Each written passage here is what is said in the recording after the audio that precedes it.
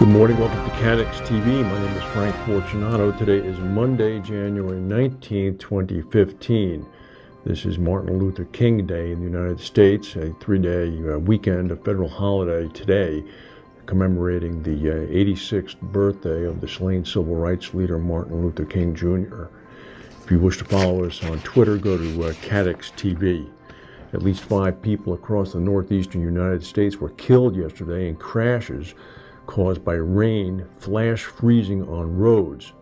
A crash involving 50 vehicles on Interstate 76 outside of Philadelphia killed one person. 2 others died in crashes involving multiple vehicles on nearby Interstate 476. Other people killed were located in Connecticut as well as northern New Jersey. The situation was still treacherous this morning, driving to work. Sidewalks and roads remain in icy conditions. The temperature, however, is supposed to reach the 40s sometime later today, which should melt everything.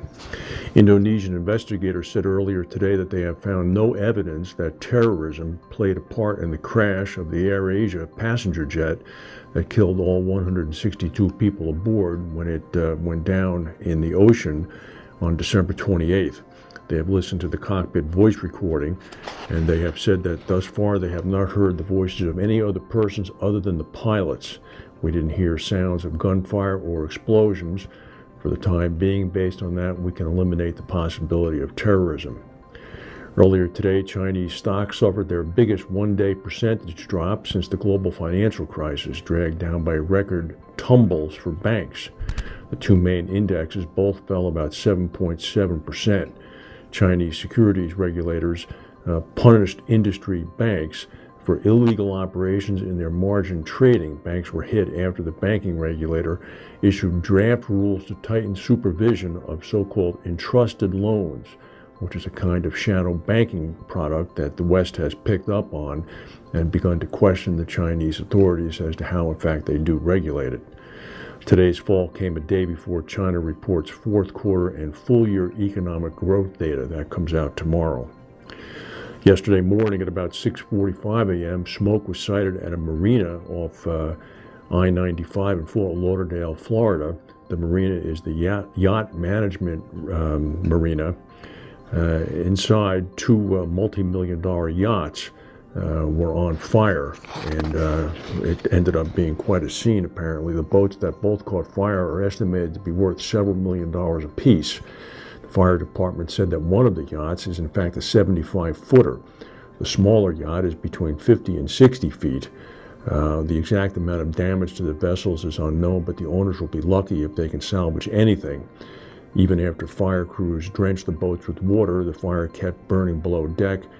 Firefighters pumped so much water into the smaller yacht that the yacht capsized and sank. The cause is currently under investigation. Pro-Russian rebels in the eastern Ukraine claimed today that they have seized control of the Donetsk International Airport after days of intense fighting. The separatist stronghold this is a very interesting comment, actually. The separatist leader accused the Ukraine of using rocket and artillery fire with such intensity that rebel forces had, quote, never experienced it before. Well, I mean, the Ukraine government is fighting off the rebels who are trying to take control of the airport. What did they expect?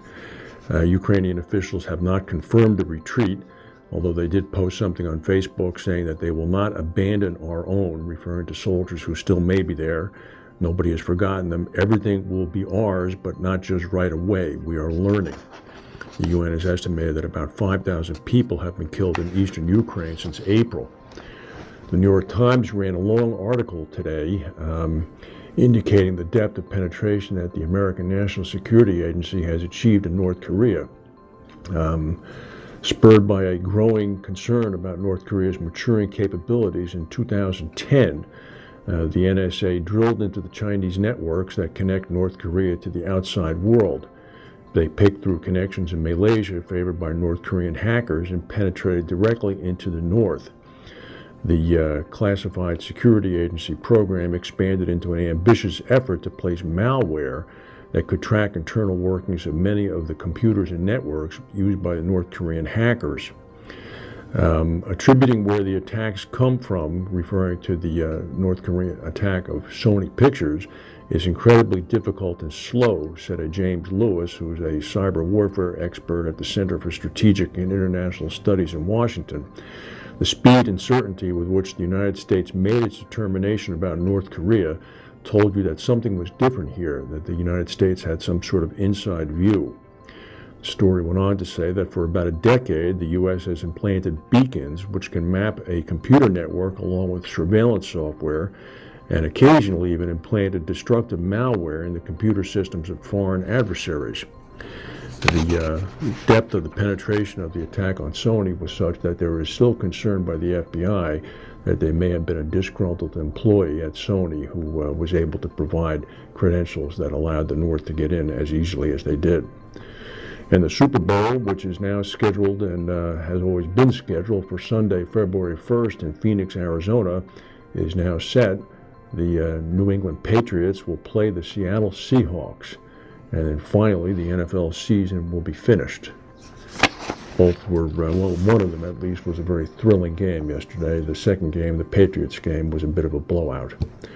That's the news for today. If we have any breaking news, we'll come back and tell you. Thank you for watching, and we'll see you tomorrow.